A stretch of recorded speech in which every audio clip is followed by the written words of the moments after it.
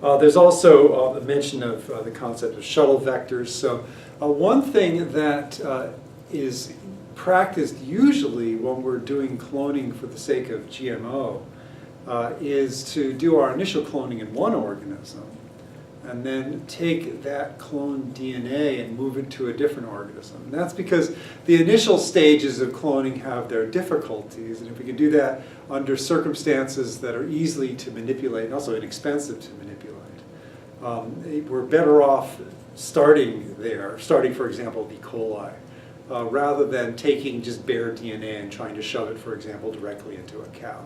And so what a shuttle vector is a cloning device, a cloning vector, that functions in more than one system. So for example, you can initiate your cloning process in E. coli, and then once you've fine-tuned the DNA in E. coli, then you can take that DNA without modifying it further and simply isolate the cloning vector, in this case the shuttle vector, and then put that shuttle vector in a new organism.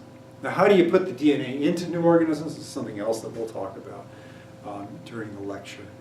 It involves various processes that take DNA that's outside of an organism and putting it into the organism. In the case of bacteria, that only has to go into the cytoplasm.